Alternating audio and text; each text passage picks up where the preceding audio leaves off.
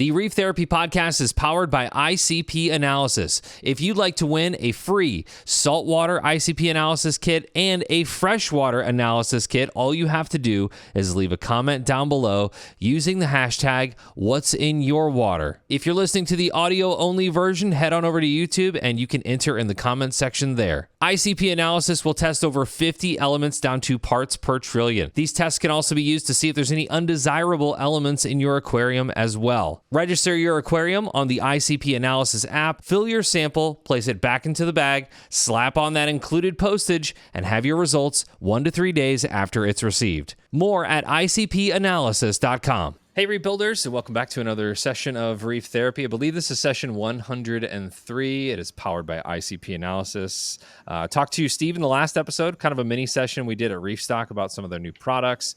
Definitely go check that out. I feel like they've got an RODI system that's pretty sleek looking. You know how like ugly and bulky our RODI systems are in most of our homes. He's got a pretty cool setup there, and you can check that out on the website.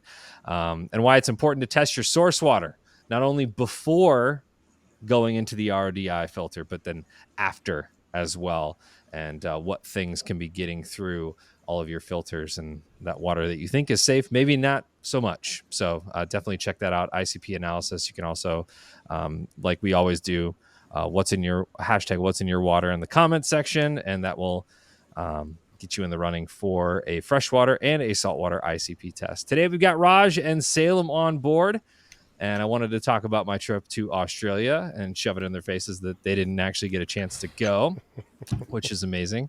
I wanted to talk Aussie corals in general, but first let's go around the horn and see how everybody's doing. Salem, why don't you start? You've got tornadic activity in the area right now. So tornado warning. The sirens are going off. Kansas things. I will say the middle of the United States has seen some pretty crazy tornadic activity over the past couple weeks. I've seen some of the most shocking footage of tornadoes on TikTok and Instagram of all places. It's insane how like close these guys are getting to these tornadoes. Yeah, it's been like every 2 weeks. I know some people that do storm chasing that are just normal people and do it, which is like probably not that smart, but they get some pretty cool stuff on Facebook. But yeah, like every 2 weeks a tornado comes through now. It's just part of it. Like we hear the sirens and we're like, eh. Like if the sky is not like bright yellow and green, which is crazy. It's like fluorescent yellow and green. It's like the most otherworldly thing to witness. If it's not that, you're good. Yeah. So yeah, Reef Therapy. We're recording one. Who cares? We go outside whenever the sirens go off. Yeah, that's like, exactly what I do. If we got more, I would be one of those amateur storm chasers. It's just one of those things where like I feel like I trust my eye better than I trust sitting inside watching a radar screen. Like if I can see the clouds, I feel like I can beat it to the basement unless it like drops down right on my head. Maybe those are famous last words. But Salem, how are your tanks doing? Anything fun and exciting that you're experimenting with over there that you can talk about? So I think I'm going to try Meckley's pH thing because I bought out this dude's tank and I got all of his coral, and I have like 1,500 heads of candy cane now, like not even an exaggeration. It was like this 500-gallon. He had grown everything for 15 years. So I got an octospawn colony that's like 50 heads aquacultured. Like, so my alk consumption is insane now. I'm having Did you to get add the octo like, too? Yeah, I got it all. Wow. We need pictures. We need to see this. Wheeling and dealing, man. Man, we don't see big colonies very often in the South. That's really anymore. cool. I've got a video of the tank before I broke it down. I've got to pick up more tonight, actually, the last batch of stuff, assuming there is not a tornado on the ground. But my calc, like, dude, I'm like 5 gallons of calc a day. It's like, which is like a lot for my system because it's only like 200 gallons. So it's like, I'm getting over the evaporation rate. So I think I'm going to try Meckley's pH thing now that I have the consumption for it. But I'm going to do it with sodium hydroxide so I can get like a more saturated solution so I can still keep it at my evaporation rate because now calc is not cutting it. So I'm going to play around with that, I think. What about slurry? See, I could just do slurry because, I do supernatant now because it's like easier to control. I could do slurry. Slurry just scares me because it's so, all over the place. I don't know. Better I could get a calcium reactor. Even after all those conversations with Jim, you're still scared about slurry. Yes. Yeah, dude. Calcium reactor is Yes. the right way to go. I like that idea. I think a calcium reactor would be cool, but I will say when I had a little 40-gallon cube that I was like an alpha bro reefer in, and I just had like nice corals in there, I chased pH really hard and I got it like to like Ryan Cunningham levels. I had like 8.7. It was wicked. And that was with a calibrated probe, but everything looked so good. So I kind of want to chase pH and go stupid with it at the same time. I gotta imagine that whatever tank those came out of, he was not at that 8 point whatever. You know what I mean? He was at 8.4 to 8.5. Like he showed me his Apex chart. I was like, wow. What was He's he like, doing? Nothing. Like I don't know how it happened. I think he had like a really nice HVAC system with like an air exchange thing or whatever. I don't know. That's above. I'm in an apartment. That's above my pay grade. But he had something with that. I think there was just really good air exchange and like no CO2 pulling or something. I don't know. What was he doing for his other elements? Just 2-part. So like no buffering there, no CO2 scrubber. Could have been an uncalibrated probe. That's probably the most likely scenario there. But he also had like a ton of coral. So in like pretty high par, so maybe just like the amount of oxygen from photosynthesis being generated. I don't know. I was like, okay, well, I mean, you've obviously grown this much coral, so What color is the octo? it's a weird one. It's like a burgundy. It's like a bicolor tip, burgundy and blue tips, and kind of like the darker like undertone, and then it's got like a green mouth. It's kind of interesting one. So That is interesting. Yeah. And the candy canes are just normal. the candy canes are interesting because they're like a two-tone one. So it's like the mint, then the inside of the mouth is green. There's some article that Jake wrote a long time ago where he's like added this super rare two-tone candy cane to our collection, and I'm like, well, I don't know if it's going to be rare anymore. So, but yeah, We need pics. I'll Yeah, get we do need pictures. pics. Yeah, I'll break out the DSLR tomorrow. I've been lazy with it. Pics But and that's- video, please. Yep. That's my life right now. We have PH. Do you know about do you know about age, sex, location? Do you know about that? ASL question mark. Do you know that? Yeah, yes. I grew up in the internet culture, unfortunately. Okay. I wasn't sure if that was like a hardcore millennial thing or not, but Why? You didn't even relate it back. You just asked me and then no, moved on. It's just a random question. I said pics and video, or you know that. Oh, I that understand made me now, think I about a understand. sex location. I didn't connect the two. I was like, are you going to expand on that, or are we just... GTG. Sorry. Yeah. BRB. Yeah. All the lingo that we used to use. Remy just asked me DTF and just proceeded to move on to the next was point it. of conversation. He got the info he needed. Yeah. All right, I'm gonna put up an away message. I'll be right back. Okay. Raj, what's going on in your world? What's up? Gosh, a whole lot of stuff. The lighting project might be back on.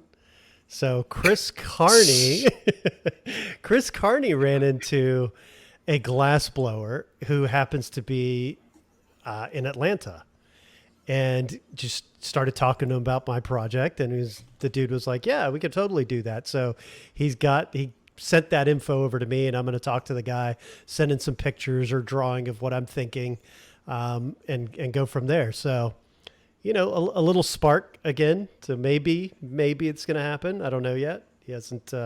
We haven't talked, so I don't have any numbers, and we haven't talked viability yet. But it's hopeful. Yeah. That's good. And I've got to modify my stand. Because of all the changes that I made, and I ended up doing my sump differently, I now have to cut an access hole on the side of my stand. And so I've been looking at that, and I'm curious about people that have actually done that and, you know, see what they did, if they did any reinforcements, kind of what the thought process was. Did it end up in an epic failure? Mine is going to be fine. Like, luckily I have staff that can properly calculate if we can do it or not. But that's going to be kind of scary because I'm going to cut a hole in it, and it's going to be a rather large one. So it'll So be I'm having it'll be trouble interesting. visualizing what that is. It in the brace, or what would be the 2x4 of it? But I'm assuming are you using aluminum? It's not a 2x4 stand. It's made with ply. So there's Oh, no okay. internal frame. So what do you need to access through the hole? So what I did with my sump is I did one of our eye sumps that has the integrated UV, and the access for that UV is on the right side. So to be able to Oh, okay. change those lamps, I have to have access to that side.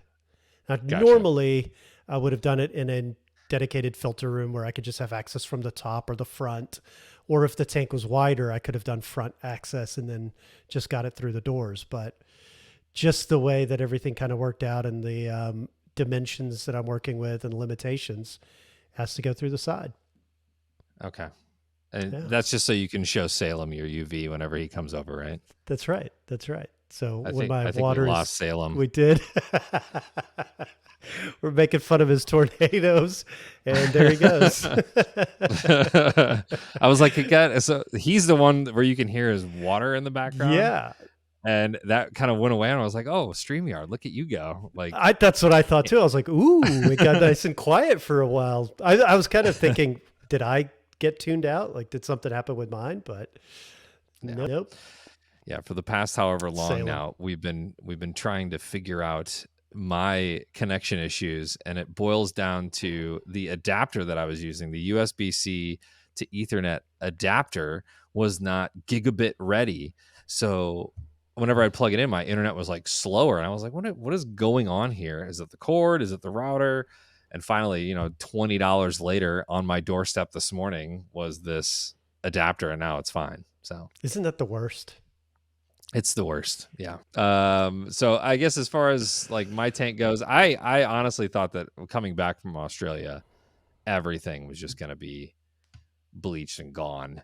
But it actually looked really awesome when I got back, which was surprising.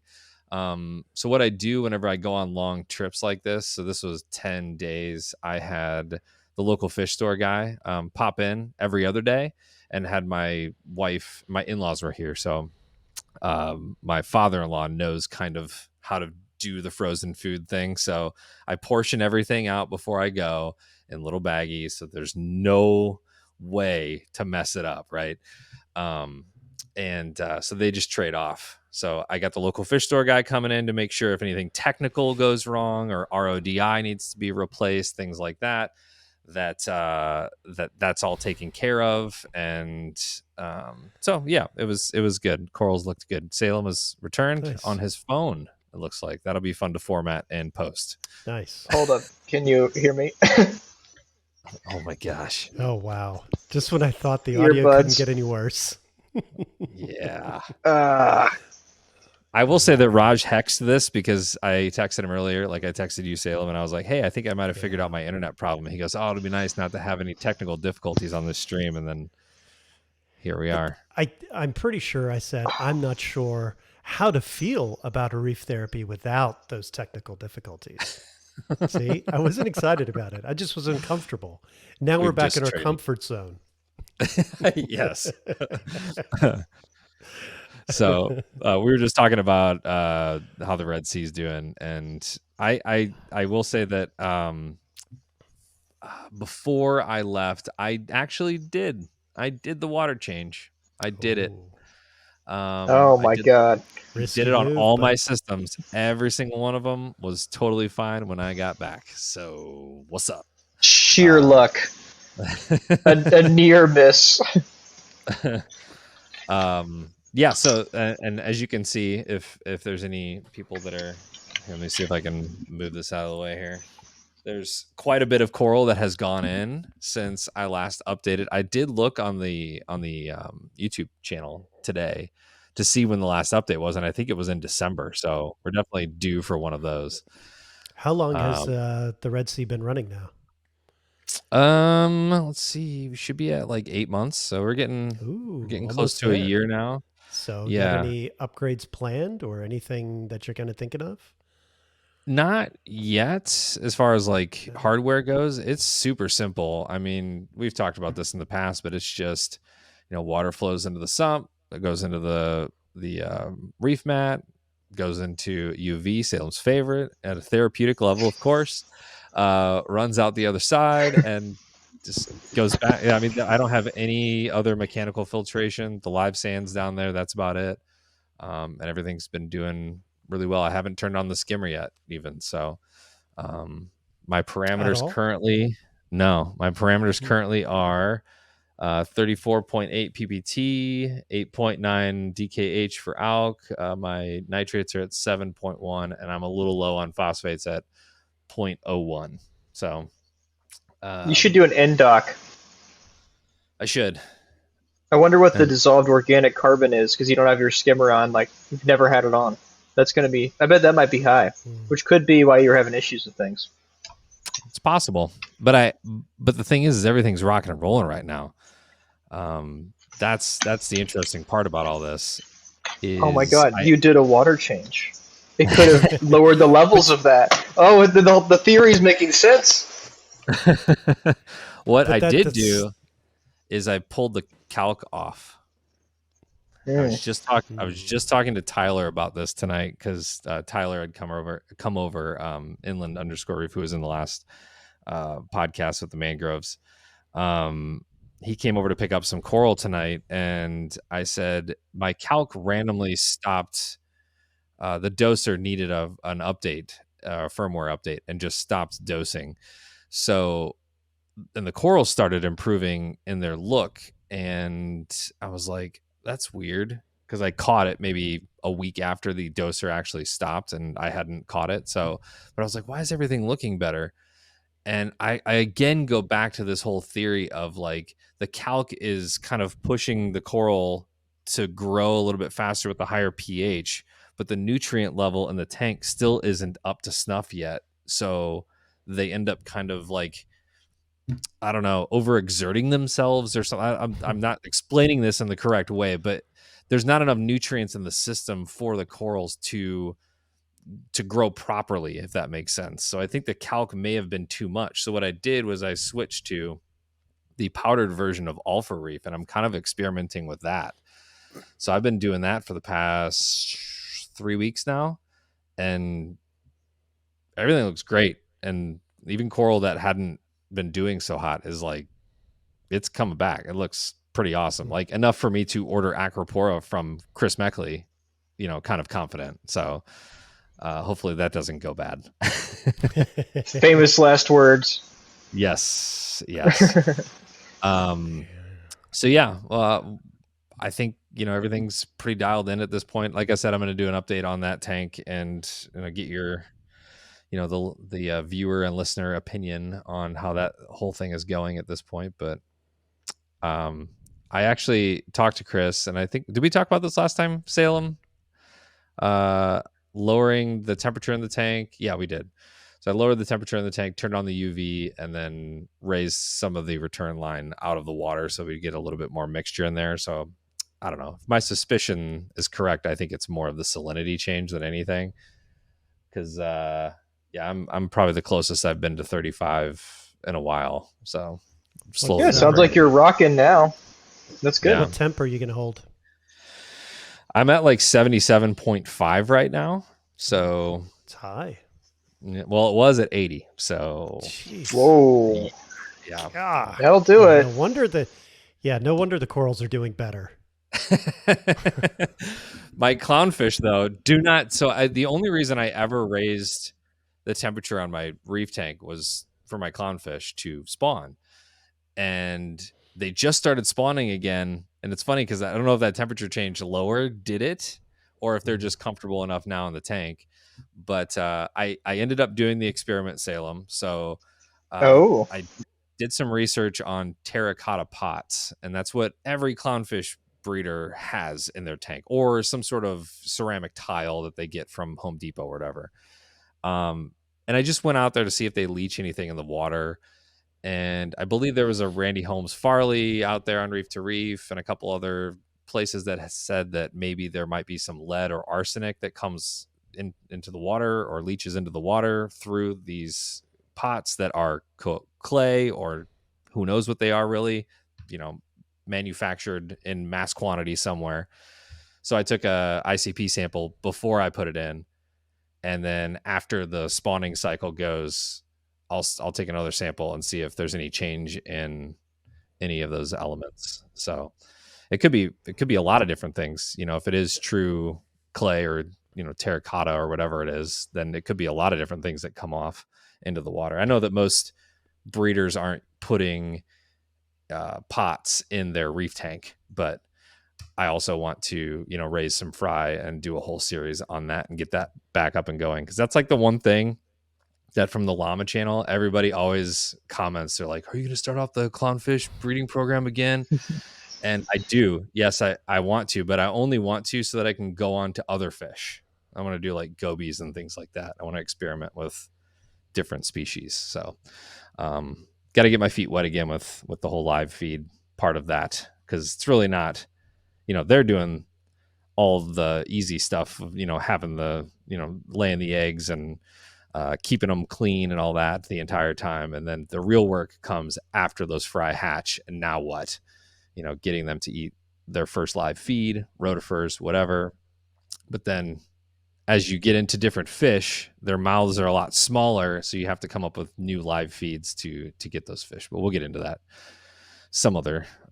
in some other episode. So, but we'll see. We'll see if there's anything that comes of that little ICP experiment. So that'll be interesting. Maybe I shouldn't have said anything out loud, because edit it out. Steve will up my lead and arsenic just a little bit. He's gonna spike arsenic. He's against big terracotta. I will suggest that if anybody does have like a spawning pair of clownfish, to soak them in some RODI before you actually put them in your tank, just because where I picked mine up at was at just a local nursery, and they're just out, and they spray so many pesticides and chemicals all over those stores all the time. Just, better safe than sorry. Let that thing soak for a little bit and give it a good wipe down before you put that in your tank. But also wanted to get your guys' opinion on this. The lagoon tank, the 25-gallon lagoon tank, has bristleworms just hanging out on the glass. They're just like, what up? We know we're not going anywhere. Would you, A, leave them, or B, put one of those bristleworm traps, those like 3D bristleworm traps, to catch a decent amount of them to remove them? Why do you want to remove them? They're unsightly. Yeah, they The fact that they're just like chilling on the little algae film that's on the glass right now, and just What you're describing? That sounds like the beauty of nature. That's an ecosystem. Think of the Lorax. What would he have to say? So keep them? Is that what you're saying? I would totally get rid of them if they're hanging out, because I want it to look good. Yeah. But bristleworms never really bothered me per se. I mean, they're just part of the ecosystem, like Salem's saying.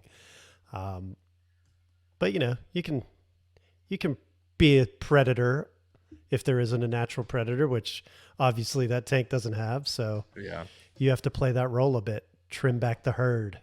I want to see Big Mama. I want to see where she's at. Like what? Oh, she's she'll just be like in there. producing.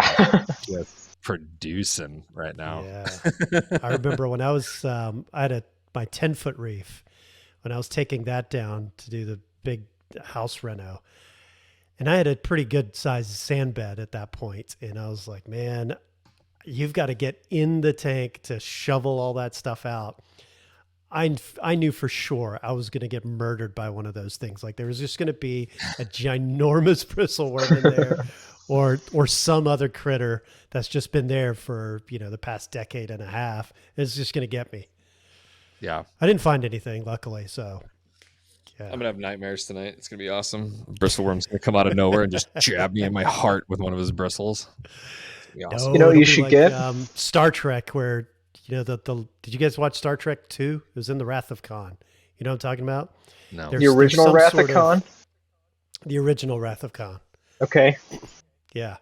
So part of his torture, the way he controls people, He takes some sort of worm or slug looking thing out of some animal, like plucks it out and then drops it in the guy's helmet, puts the helmet on.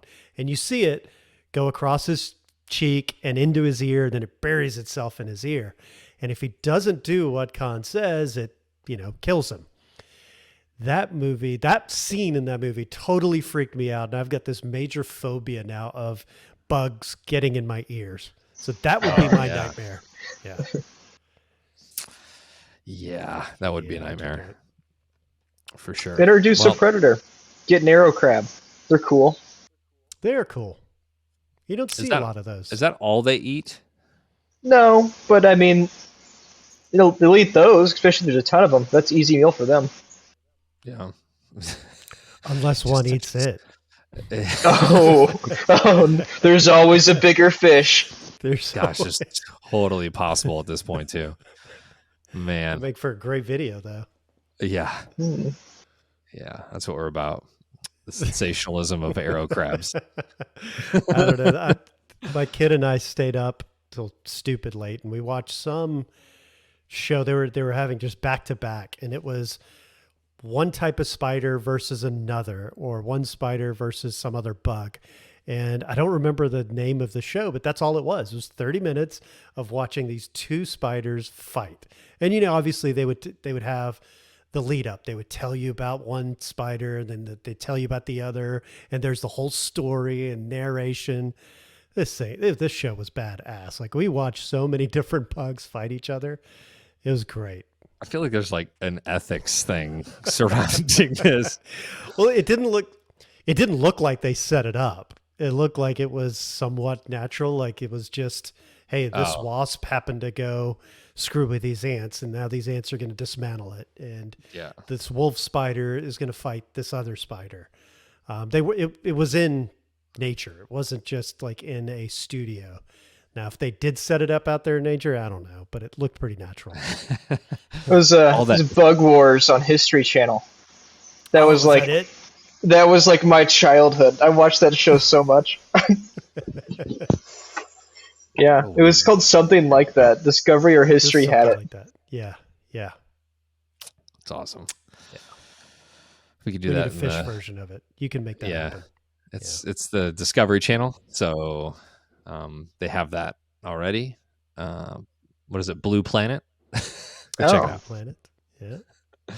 There's a lot of interactions between animals there. Well, let's get into Australia real quick. I know we don't have a ton of time tonight, but Raj, you've been to Australia. I'd like to know you haven't been to Australia. I have not. You have not. No. I thought you responded in the affirmative last night when I asked you that. Negative. I never actually pulled the trigger and went.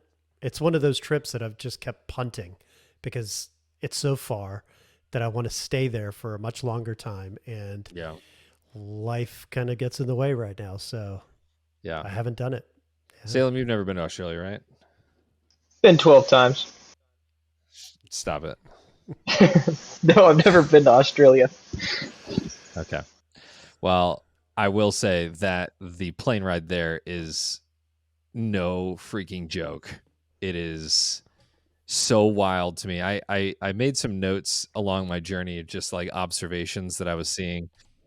And I went from St. Louis to LA to Sydney to Melbourne. For those of you who are not familiar with Australian geography, Melbourne is on like the southern tip of Australia. When I was in LA waiting for my Sydney flight to board, there were people stretching. There were people doing calisthenics. There were people that were, it almost looked like meditation. And they were all Aussies. And I was like, maybe I should take a tip from these guys and start stretching on the floor of the airport right now, because what are we doing? Are we preparing to fly to the moon or something? Like, what is about to happen? And come to find out, it is kind of like going to the moon. It is that 14-hour flight or whatever from the US. It's like getting into a time machine, literally, and going forward in time when you're going there. So I left on a Wednesday and got there on Friday morning, their time. And then on the way back, I left at Friday at 1 p.m. and got to Dallas, Texas on Friday at 1:50 p.m. So was in the plane for 15 hours, but only 50 minutes elapsed in the U.S. It's crazy. I don't know. It's time zones, right? It blows your mind if you've never done it before to any extent, and I haven't. Like the furthest I've ever gone is Turks and Caicos, and I think that's in the Eastern time zone still. So yeah, that was probably the biggest adjustment. I didn't really feel it on the way there, but I definitely got the jet lag a day after on the way back. So Sunday morning just like hit me like a ton of bricks, and I was on the couch pretty much all day. So, And that was 14 hours from LA to Sydney. yes. And then you had, what, a couple of hours to Melbourne? Yeah, I was like an hour ish. Yeah. So that flight wasn't bad. Yeah. That was easy. And then Melbourne to Dallas was 15 hours. And I would suggest that. That's a good way to go for sure. Yeah, when my flight to Cape Town was 16 hours, but it was direct. So it was Atlanta to Cape Town. And that wasn't too bad because it was direct. Yeah. Yeah. It, a probe to the moon takes about 8.5 hours, and the fastest Apollo mission was 69 hours. Okay. Well, when we all end up, when Salem ends up going to the moon someday, I don't think I'm because, tall enough. you have to be tall enough? Yeah, They there's sent like the monkey height out into requirements. space. They can send you out there. Yeah, I could probably go to the space station, I bet. I think you can't be too tall, right? Like you have to be shorter to fit in this Oh. in the space station. Maybe I'm thinking about it all wrong then. I think it's Maybe an I'm gonna advantage go to to be the moon. smaller. Somebody will comment and correct us, I'm sure. Um, I'm Elon Musk's secretary, and he said you can come, so you're good. Oh god. We were there because of the pet show. So the pet show is like a wide-reaching, like dogs, cats, reptiles, birds, and aquatics. They had a whole section of aquatics, and it was interesting because I think we're so used to going to like aquashellas and reef stocks and things like that, where it's very hyper focused on like a couple different things. And so this is like a lot of kids, a lot of families coming out, a lot of dog grooming and cat grooming, and some Bluey was there, so there's that. But Evie and I talked about just kind of the common saltwater myths, like getting into it. It's too expensive, right? It's too complex. Aquaculture, everything's taken from the ocean, which I came to realize in Australia, most of it is. They don't actually allow aquaculture things into the country. So that's something that they're working on, I guess, at this point, because it is more sustainable than taking from the ocean. But yeah, we did that, and that was a lot of fun.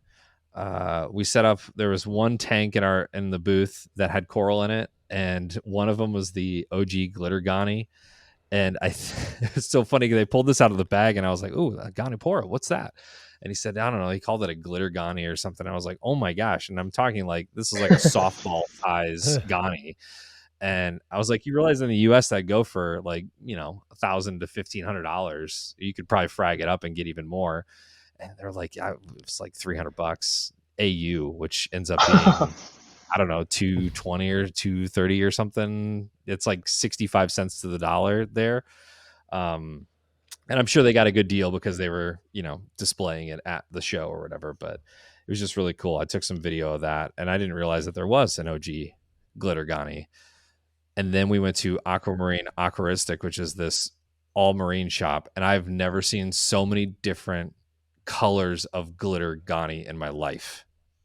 Blue, red, purple, green, every color under the sun you could think of, just speckles all over the place. They were so cool. That video is coming out here in the near future. We did a whole video there, so look forward to that. But was wondering if you guys had any Australian corals that you super love. There's some really like the Aussie branching hammers. I think are so much cooler than the Endo ones because they've got much larger heads.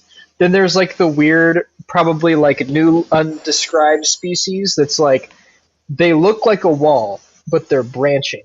They come in on colonies and they're like volleyball sized heads that are branching off. So there's like pure orange ones that are like neon orange.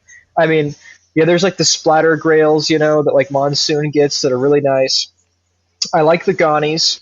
I really like the Western Aussie stuff is cool too. So like the trachees that come out of there, I think are really interesting. Like the little smaller ones, button scolies. I think my absolute favorite though are like Australophilia, like the Wilsonies. Those things are Hmm. crazy. I like those a lot. The really colorful ones that are special are like they don't look like any other coral. Like they're really unique, like morphologically, and I don't know. They're cool. I like Yeah. those a lot. They kind I of, found most of the colors coming from Australia are just better, right? So they're Duncans, that really, really great coloration. What was it? There was an SPS, and I'm not good with these names, like your fancy common names, but there was the strawberry shortcake, I think it was called. yeah, SPS, just such a great coral. yeah. God, I love that. But this is back when you could get actual colonies and, just get this jump start on your reef. But, aquaculture is the better route to go. So I am very pro aquaculture, but it was really cool being able to get those big colonies back in the day. So that was Yeah. always, even with fish, the fish from there are better colors. Yeah, I don't think I saw curious. one Duncan colony without that like vibrant green stem. You know what I mean? Yeah. Yeah. There's so many different, Duncanopsamias in the world, right? There's the pinwheel ones and the purple and green and all the different kinds, but I saw so many of just the green stemmed, this like neon green. It's so like quintessential in every single tank that we went to in Australia for like from the local fish store side of things. A lot of the stuff that you said, Salem, is Western Australian coral. And what I found out is that they even have import laws between states. So it's hard to get coral from Victoria to Western Australia over to the Brisbane area or Sydney or Cairns. It's like they have all these different state to state laws too. The biosecurity thing in Australia is insane. It is. Wow. It's for a good reason, right? Don't get me Yeah. wrong. Like I totally understand why, because you get Indo coral in there, and some hobbyist thinks it's a good idea. He doesn't want to get in. It doesn't want to be in the hobby anymore, and just Michael Jordan's that thing right out into the ocean, and it lives and it proliferates. I get it. Like that's Super happening RTN. yeah, it's happening in Hawaii right now. It's a thing that happens. So I understand, but every store can only have Aussie coral, which is another thing that I've talked about to several people since I got back. And I was just kind of mind blown. I feel like they kind of look at us and they go, "Wow, you guys have all this selection in the U.S. and we can only have Aussie coral here legally." So that was interesting. And I thought the most interesting thing to me, and yeah, there was a Simple Aquariums. You remember her, Lauren? She did a whole video Yeah. on how she gets her seawater and how she like goes out. She just like goes out on the beach and sucks up a bunch of seawater, and then she's got water change water. Cool, awesome. And that's just such a foreign thing to me. And every time I asked the local fish store owner, what kind of salt they used or how they did water changes, it was always natural seawater. We just get natural seawater. That's just how it is there. So I kind of thought to myself, well, why don't we do this in the US more often? Or maybe there are people that do that live on the coast. But then I think of, all the struggles that the Caribbean corals have had. And do we want to put that water in our tank? And, we've talked Salem, we've talked about, the sand even that I got came with all the fun stuff from the ocean, right? So is that something that is a big hurdle, or is it just an economic thing where it's just going to be too much money to go out far enough to get the actual water that's good or cleaner, polish it up, and then sell it? So just doesn't make sense. Well, I don't know. There's companies that do it. They'll pull up with a truck that has natural seawater here in the U.S. and they'll pump it to wherever you want it pumped. So there's aquariums that do that, and you can get it private also. But you've got aquariums that are open water aquariums. So Monterey Bay out in California, they're an open system. Pretty much every system out there, and now they're pulling for a little bit farther out, not just going to the beach and taking it right there. But out of all the systems, I've worked on quite a lot of these systems where they're bringing in just natural seawater, and most of them take it and they'll hold it and treat it and then put it to use in their system. So it'll be ozonated or it'll be filtered somehow, just different methods, whatever the institution or facility is using or can afford to use. Topeka. Very rarely. I live in a shithole. Very rarely man. is it just straight up put in there. Yeah, but I understand that from a public aquarium standpoint. That makes sense to me. Pumping in water from the ocean, straight from the ocean, whatever, sand filters, things like that. But from a hobbyist standpoint, why isn't that more readily available or done? Or maybe it is, and I've just lived in the middle of the country my entire life and just mixed the salt water because that's what we have to do. I don't know.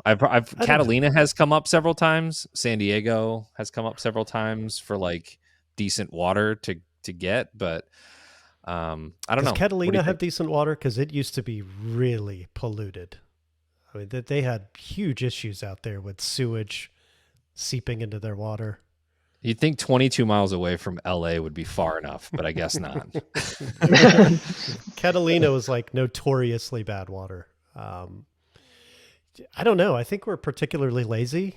I know that even if you live on the beach, you still have to lug water from the beach to your house. That's not the simplest thing. I mean, I wanted to lug water as the shortest distance possible. So everything I did was to automate that. Your RO/DI unit makes it in a vat. You mix it with salt and turn a couple of valves, and it ends up in your tank. Zero lifting, except for the salt bags. I don't know.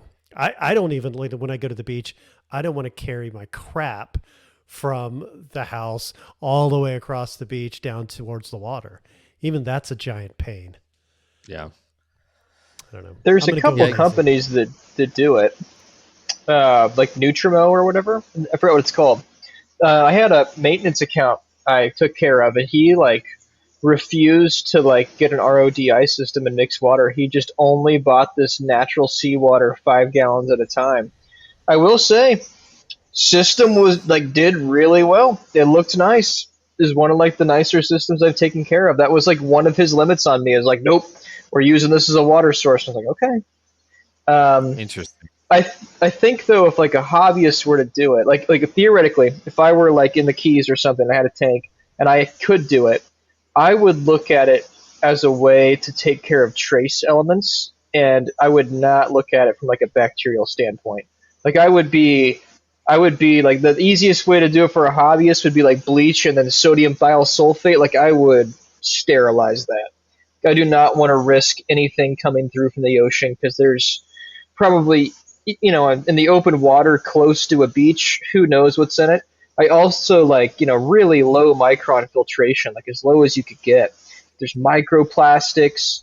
There's bacteria, viruses that could even get through the bleach. I mean, you would want to clean it up, I think, for sure.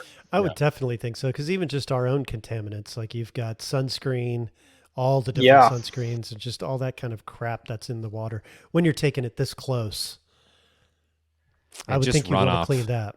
Just runoff in general, pesticides and fertilizers and all that kind of stuff that's used for antibiotics. Yeah. Mm-hmm. Birth control, dude. Birth control. Yeah. So that's the thing. You would need to. I don't know. I think you could pluck out the prophylactics pretty easily. Get that. You would need to. I'm thinking. I caught it. I was mid thought though. I didn't have the willpower or the He's never mental used them. He capacity to doesn't know laugh. what they look like. Yeah. Yeah, they were saying that even the couple companies that do natural seawater delivery in the Melbourne area still run it through some filtration, and I'm guessing that's typical like sediment filters and things like that, like just what like RODI units would look like, but not with the resin, more of just the sediment filters and things like that to get the large organics that out of makes it. Because there's that, But there's algae spores. There's so much. Yeah, There's so much yeah. in that water.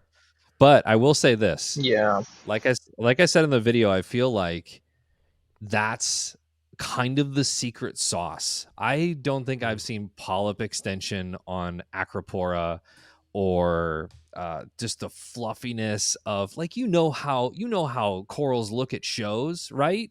You build a brand new tank, you put all the new corals and all the fish in there, and the hammers, they look sad. The ganies look sad. Look at the videos that I shot from the Dimax drop-off tank video. Those are the fluffiest like convention corals I've ever seen in my life. Natural seawater. It was just like plug and play.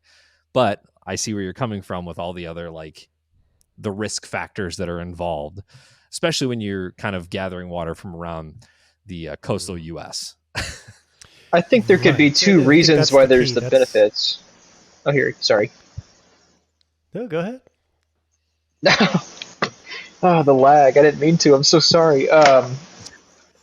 Yeah, I think you see the benefits for two reasons probably. So first is you have stable trace supplementation through that, which a lot of people don't do. They don't do the shine and stuff like that.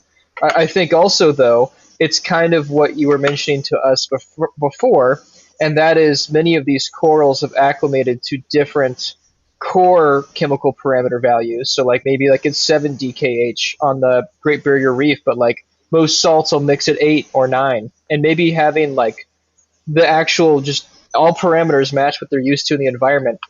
There's no acclimation required. Yeah. Well, there's that. There's the food source, all the different foods that are in that water column. And now, like Remy was saying, if all of your corals are restricted to the state that you are in, and your water source is now from that state, you are putting 100% of those animals in 100% of their natural environment. Not a single one of our aquariums is like that. We have corals from all over the world, different regions in Australia, Indo, Hawaii, you name it. They're just from everywhere. So we cannot, even if we use natural seawater, we're not going to give them a natural environment for them all. So we're still going to get some, I don't know, some corals that are going to be unhappy. Maybe they're all going to be more happy because there's something to eat in that water column. But as far as giving them the parameters that they grew up with, they're not going to get that. Yeah.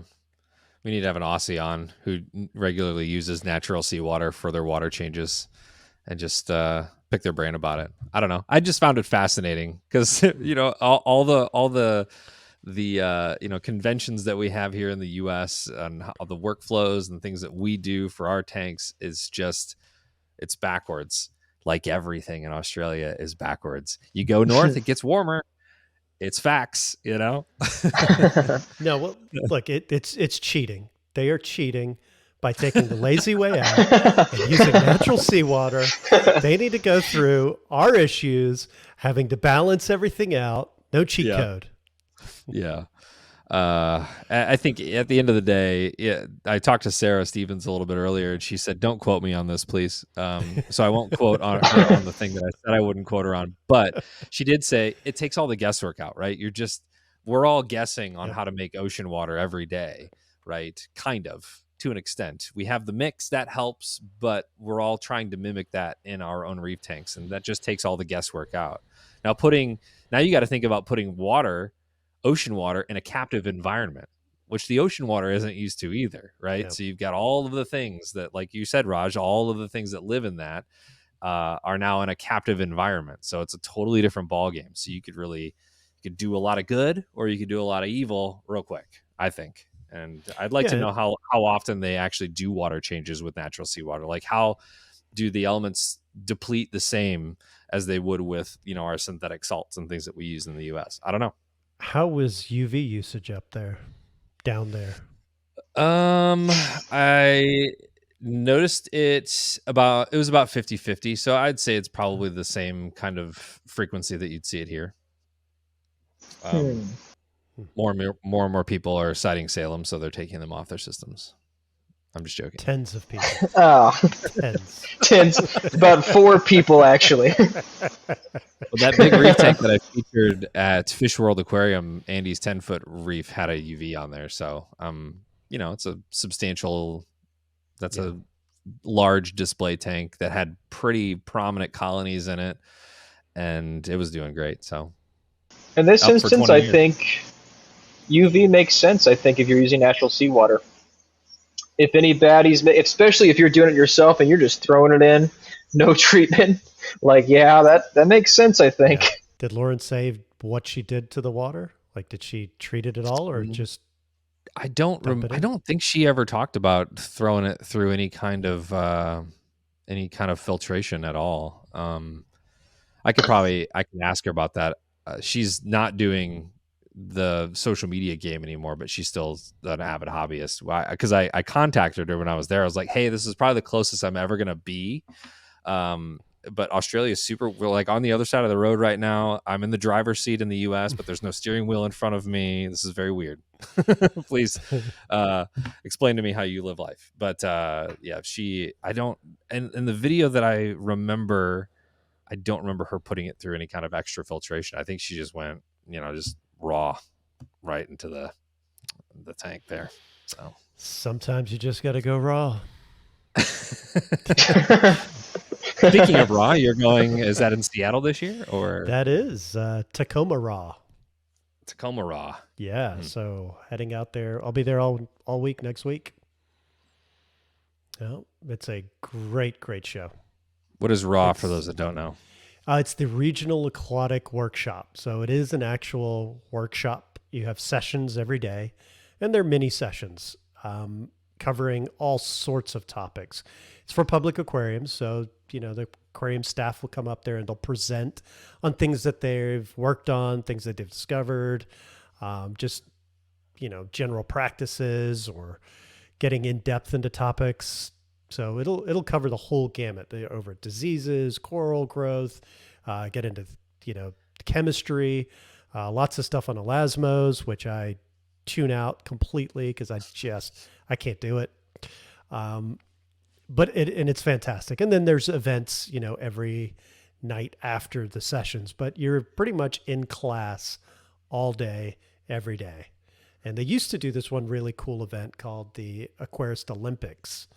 But a lot of people got hurt and they don't do it anymore, but that was got hurt. Yeah. How did they get hurt? I thought you were going to say the Olympics sued them for using the word Olympics. No. Nope. It's, I don't think you can get sued for using the word Olympics, but anyway, you should try it. There's, it's like an obstacle race, and we get very, very competitive, and there's a lot of physicality involved, and there's it gets out of hand a little bit sometimes. That's good. Yeah. It was not the most sober of events either. So you take all of those things, combine them together with water, with super competitive aquarists and curators, and people get hurt.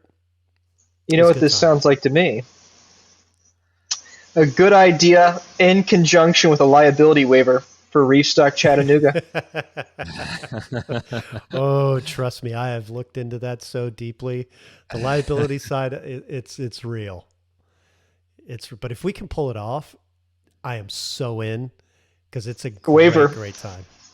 Yeah. Waiver. I don't know. Better than a waiver. Well, to wrap up the Australia talk, the people are super nice. I saw kangaroo loin on the menu one time when I was there. Did you try it? I did not. I should have, but I just, I've anthropomorphized kangaroos so much that I would just, it's the same thing with like, I don't know. I do that with duck and yeah, anyways. Tim Tams are amazing. And I guess the US Tim Tams are not the same as Australia. And I will back that up. They're not. And that is mainly because we use an unbelievable amount of garbage in our foods. This is probably from like a personal standpoint, not coral related or anything like that, from just a health standpoint. I sent many screenshots to Salem for Red Bull because they rate their drinks. Like there's a 5-point scale on all their drinks. So if you get like a soft drink, like a Pepsi at the grocery store, it has a 0.5 rating. 0.5. If you get a Red Bull, it says 1.4 cans max daily. It's saying this stuff is poison, don't drink it. But they don't use high fructose corn syrup in anything. A lot of the typical dyes that we use in the US, they don't use at all. So I got some peanut M&Ms at the airport on my way back. Totally different taste. Like nowhere near what it tastes like. They don't use, what is it, Red 40, no high fructose corn syrup. That's I don't know if you guys have these there, but it's a European store, Aldi. And yeah, fantastic. And they were the first grocery chain in the US to ban high fructose corn syrup on any of their products. So they're like, we're just not going to carry the product if it has that. Now, I don't know if they've since kind of wavered on that a bit, because I did see some products that I think have that, but I couldn't be bothered to check. But next time I'm in there, I'm going to take a look. But yeah, there's a lot. I used to work at Aldi. Did you? Yes, I went shopping there a couple days ago, and I can confirm they have items with high fructose corn syrup, because I thought the same thing, and I grabbed a cheap replacement for Nutella, and then I looked and got home and was sad because I am allergic to corn. Something I learned about Salem when he was living with me for 4 days is that there's so much corn in all of the stuff that we eat. But yeah, the food was way different. I will say this might be a hot take. At the pet show, they had all these food trucks lined up, and one of them was like an American burger place. And I was like, well, we'll see about that. Let's just take a little. And it was phenomenal. Like, it was so good. It might be better than a lot of the burgers I've had in the United States. Kind of good. It was so delicious. So did they? What is the big seasoning they use there? What is it? Red seasoning? There's something. There's some Aussie seasoning that they use, and that's one of the popular ones they do in their burgers. Yeah, whatever they put on it was amazing. Some macker sauce, like a macker sauce dupe, as they say, mackers in Australia. The slang was fun too. Overall, just a great trip, just a great, kind of first time to get my feet wet in Australia. I think next time will be probably somewhere Great Barrier Reef, more tropical Australia, and less Seattle-like Australia. But yeah, it was good. It was a good time. So I want to thank all the Aussies for taking us in and making us feel like we were at home for sure. Yeah, so that's awesome. Good people. Yeah, I know you got to get to a meeting, Raj. So we can wrap, but I will say this: look out for the next video that we post, because it has a very famous Cinerina, however you'd like to say it. I think Jake did an article on it a couple years ago. It has 7 heads, and it's not they're not like glued together. It was pulled off the reef like that.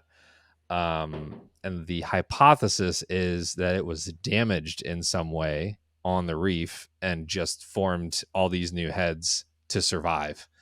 So he picks it up out of the tank, and like you can see the like underneath it, it's all like one thing. It's the wildest looking. That's cool.